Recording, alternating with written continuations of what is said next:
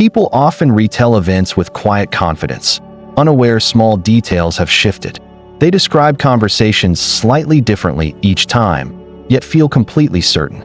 Memories soften, sharpen, or rearrange themselves without visible effort or intention. At first, this seems like harmless forgetfulness, an ordinary human limitation. But over time, these subtle edits begin shaping how reality is remembered. You may have noticed this tendency in others without recognizing its presence within yourself. What appears to be memory may actually be something far more active. There is a familiar moment when someone recounts a past experience and the story feels gently rearranged. The facts remain mostly intact, yet the emotional tone seems slightly adjusted. This adjustment rarely feels dishonest. It feels natural, almost helpful, as though the mind is polishing rough edges before presenting them to awareness. Psychologist Carl Jung observed that the psyche often protects itself by reshaping inner narratives long before conscious thought becomes involved. What looks like forgetfulness is often an unconscious editing process, smoothing discomfort, preserving dignity, and quietly maintaining internal stability. In everyday life, this appears when people remember arguments with softened language or reinterpret failures as necessary steps rather than painful mistakes. The person is not lying. The brain is performing a subtle act of preservation, reorganizing memory to keep emotional equilibrium intact. This process happens so automatically that most individuals never notice the shift between what occurred and what is now remembered. Behavioral scientist B.F. Skinner noted that humans naturally repeat mental patterns that reduce psychological tension, often without realizing those patterns exist. When recalling stressful situations, the mind instinctively rearranges emphasis, reducing sharp emotional edges while keeping the outline recognizable. Over time, these gentle adjustments accumulate, forming a personal version of reality that feels coherent, believable, and emotionally tolerable. This explains why two people can experience the same event, yet sincerely remember it in slightly incompatible ways. Each mind performs its own quiet reconstruction, guided less by accuracy and more by psychological comfort. The change is not dramatic. It is almost invisible, happening in small increments across ordinary moments. A person may genuinely believe they were calmer, kinder, or more rational than they actually were during a tense encounter. This is not ego in a boastful sense. It is a survival mechanism designed to maintain a stable sense of self. Psychoanalyst Erikson described identity as something continuously formed and protected through internal storytelling rather than objective recall. These internal stories evolve subtly, adjusting memories to keep identity consistent and emotionally sustainable. You may recall moments from years ago that now feel emotionally lighter than they felt at the time. The memory remains, but the emotional intensity has been quietly rewritten by the mind's protective processes. This rewriting is not random. It follows patterns shaped by personal fears, values, and deeply held self-perceptions. Moments that threaten self-image are often softened, while moments that support identity are unconsciously emphasized. A disagreement becomes a misunderstanding. A mistake becomes a lesson. An embarrassment becomes a trivial anecdote. The person does not decide to change these details. The mind performs the adjustment before conscious awareness arrives. This is why recollections often feel sincere, even when they differ from recordings, messages, or other witnesses' accounts. The brain is less concerned with factual precision than with maintaining internal psychological balance. What feels like memory is often memory combined with emotional negotiation happening beneath awareness. Different people notice this pattern in different moments, sometimes recognizing it only after comparing stories long after events have passed. The behavior is so common that it rarely draws attention, yet it quietly shapes how individuals understand their own past. These subtle revisions create a personal reality that feels stable, reasonable, and easier to live with. What appears to be simple remembrance is actually an ongoing psychological process working silently in the background. This is where the pattern begins, not as deception, but as an adaptive function designed for survival. And to understand why the mind learned to do this so effortlessly, it becomes necessary to look further back into its earliest conditioning. If you're still watching, you probably notice things most people miss. You question behavior, You look beneath the surface. If that sounds like you, subscribe. This channel was made for minds like yours. Long before language formed clear memories, the brain was already learning how to manage emotional discomfort through subtle internal adjustments. A child who feels overwhelmed cannot reinterpret reality consciously, yet the mind begins shaping impressions to reduce distress. Evolutionary psychologists suggest that early humans survived not by perfect recall, but by maintaining emotional stability after threatening experiences. If every frightening memory remained emotionally raw, the nervous system would struggle to function in ordinary daily situations. So the brain developed a quiet ability to soften internal impressions while preserving enough detail to remain cautious in the future. This pattern begins in childhood when caregivers unintentionally model how events should be remembered and emotionally framed. A parent saying, "It wasn't that bad," after a fall teaches the child to reinterpret pain as manageable rather than overwhelming. Over time, the child learns to internalize this reframing, adjusting memories to match what feels emotionally acceptable. Psychologist Carl Jung observed that the psyche builds protective narratives early, long before logical reasoning becomes dominant. These narratives help the developing mind create a sense of safety in a world that often feels unpredictable. When a child feels embarrassed, criticized, or frightened, the brain subtly reorganizes the experience to protect self-worth. The event is stored, but its emotional charge is modified to prevent long-term psychological disruption. As social learning increases, children notice which memories are welcomed when shared and which are discouraged or dismissed. They begin unconsciously reshaping how they describe events to fit social expectations and avoid rejection. This is not deliberate performance. It is an adaptive response to the need for belonging and emotional security. Behavioral scientist B.F. Skinner noted that behaviors reducing discomfort are reinforced quickly, even when they occur internally. The mind learns that softening painful recollections brings relief, so it continues the pattern automatically. By adolescence, this process becomes refined, operating seamlessly beneath conscious awareness. Experiences that threaten identity are gently reframed, while those that support self-image are highlighted. Psychoanalyst Erikson described identity formation as a continuous negotiation between experience and internal narrative coherence. To maintain this coherence, the brain edits memories to fit the evolving sense of who the person believes they are. Fear plays a central role here, not dramatic fear, but subtle anxiety about losing emotional balance or social acceptance. Rewriting small parts of reality becomes a way to avoid internal conflict and preserve psychological continuity. This explains why early memories often feel strangely simplified, as if complex emotions were quietly filtered out. The brain stored the event, but reduced the emotional noise surrounding it to maintain long-term stability. Over years, this filtering becomes habitual, shaping how all future experiences are interpreted and remembered. New events are not stored neutrally.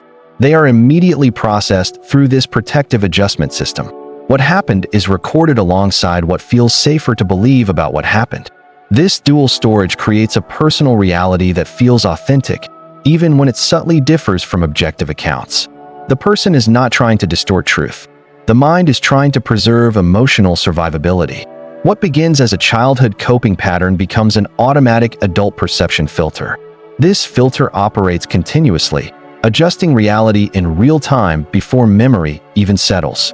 By adulthood, the individual rarely questions the accuracy of recollection because the process feels seamless and natural. And once this internal editing system meets the complexity of social life, it begins expressing itself in ways that are easier to observe. In conversations with friends, people often recount shared moments with slight differences that pass unnoticed at first. Each version feels sincere, yet emphasis shifts subtly depending on who is listening and what feels comfortable to express. A story told among close companions may carry humor, while the same story told elsewhere carries restraint. The event remains recognizable, but its emotional framing adapts quietly to the social environment. This is where the pattern quietly reshapes everyday interaction without appearing unusual or deceptive. Within families, siblings frequently remember childhood situations in ways that seem gently incompatible but emotionally believable. One recalls strictness, another remembers protection, and both feel certain their memory reflects what truly happened. The mind edits not only for comfort, but for relational harmony within specific social roles. At workplaces, this process becomes even more visible in how people describe past decisions and responsibilities. A difficult outcome is often remembered with softened personal involvement and heightened external circumstances. The memory adjusts to protect professional identity while maintaining a believable narrative for colleagues. Behavioral scientist B.F. Skinner noted that social environments reinforce internal patterns that reduce discomfort and preserve status. During disagreements, individuals often recall their own tone as calmer than it actually was. They genuinely believe they spoke reasonably, even when others remember tension or sharpness in their voice. This is not intentional self-defense. It is the mind maintaining a stable image of self under social pressure. In group settings, people unconsciously reshape recollections to align with how they wish to be perceived.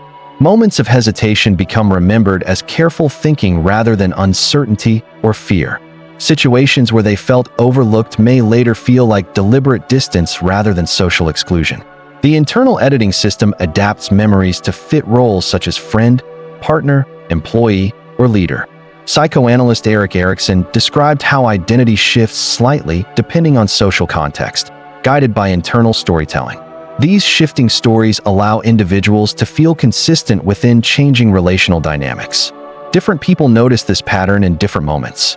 Sharing observations sometimes helps others recognize it too. Power dynamics intensify this effect, especially when people recall interactions with authority figures or subordinates.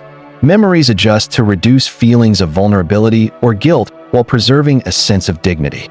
A manager may remember offering support, while an employee remembers emotional distance during the same exchange. Both accounts feel truthful because each mind protected its own emotional balance at the time. This quiet rewriting also appears in how people remember social exclusion or belonging.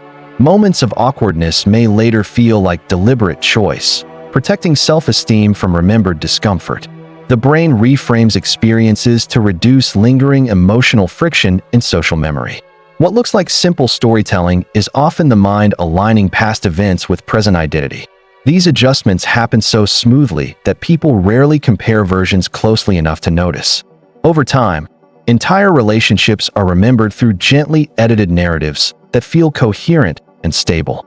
This process becomes even more influential when modern environments begin rewarding these subtle psychological adjustments.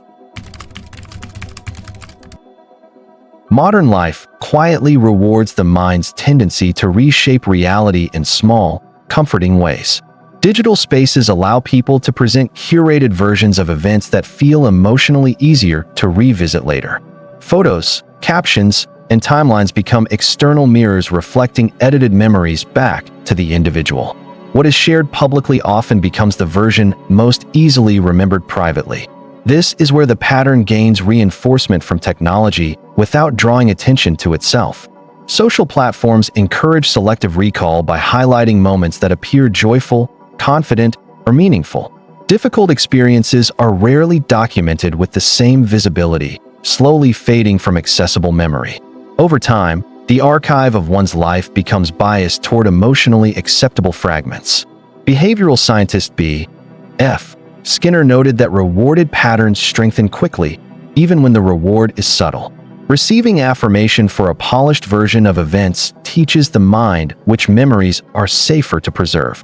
The individual begins remembering life in ways that align with what received positive social feedback. This is not vanity. It is an extension of the brain's long-standing effort to maintain emotional equilibrium. Work culture amplifies this further by encouraging people to frame setbacks as strategic growth rather than painful struggle. Professional narratives often omit confusion, doubt, or emotional difficulty in favor of coherence and confidence. Repeated retelling of these refined accounts gradually replaces the raw memory of what was originally felt. The mind learns to store the edited version as the primary recollection. News cycles and constant information exposure also contribute to this subtle reshaping of perception. People reinterpret past opinions to match current beliefs, often without noticing the internal revision. Psychologist Carl Jung observed that the psyche strives for internal consistency, even if memory must adjust to achieve it. Modern speed accelerates this process, leaving little time for reflective comparison between experience and recollection. The constant flow of new stimuli pushes older, unedited memories further into the background. What remains accessible are the versions that feel psychologically easier to hold. This creates a gentle distance between lived reality and remembered reality that grows over years. The cost is rarely visible because the process feels natural and socially reinforced. Individuals feel stable, coherent, and emotionally balanced while drifting slightly from factual recall. This drift is small in daily life, but significant across long periods of time. The more often edited memories are revisited, the more firmly they replace original impressions. What appears harmless here carries a hidden cost later, and that cost becomes clearer only when the mind begins to recognize how much of reality it has quietly rearranged. ChatGPT can make mistakes. Check important info. There comes a quiet moment when a person notices two memories of the same event coexisting uneasily. Both feel authentic, yet neither fully explains the lingering emotional trace attached to it. This is often the first subtle awareness that memory may not be a fixed record. The mind senses a gap between what was lived and what is now remembered. Psychologist Carl Jung observed that the psyche often hides its protective work behind feelings of certainty. Certainty becomes the mask that prevents deeper inspection of how recollection has been shaped. Moments from the past may feel strangely distant, as though viewed through softened glass rather than direct experience. The emotional sharpness that once defined them has been quietly reduced without conscious permission. This reduction feels like healing, yet it also obscures parts of reality that once carried meaning. Psychoanalyst Erikson described identity as a story continuously rewritten to preserve inner continuity. That story feels stable because the edits happen gradually, almost invisibly, across years of experience. A person may sense that something about their past feels simplified, though they cannot identify what was removed. Memories that once felt complex now appear smooth, understandable, and easier to narrate. This smoothness is comforting, but it hides the intricate emotional texture that originally existed. Behavioral scientist B.F. Skinner noted that internal patterns persist longest when they reduce psychological friction. The rewriting of reality reduces friction so effectively that it rarely draws suspicion. Awareness of this process can feel unsettling because it challenges the trust placed in personal memory. What was believed to be a faithful record reveals itself as an adaptive reconstruction. Yet the mind resists examining this too closely, preferring the stability the edits provide. There is a quiet tension between wanting accuracy and needing emotional balance. This tension rarely resolves because both needs are deeply human and deeply necessary. The individual continues living with memories that feel true, even while sensing their subtle malleability. Past events begin to feel like narratives shaped by survival rather than precise documentation. This recognition does not provide clarity. It creates a gentle, persistent unease. Different people carry this awareness in different ways, often without speaking about it directly. A shared silence sometimes forms around the understanding that memory is not as solid as it appears. The mind continues its work regardless, adjusting, smoothing, protecting, and preserving identity. Reality is remembered in ways that make living with it possible. And somewhere beneath those quiet revisions, the original moments remain, unchanged, but no longer fully reachable.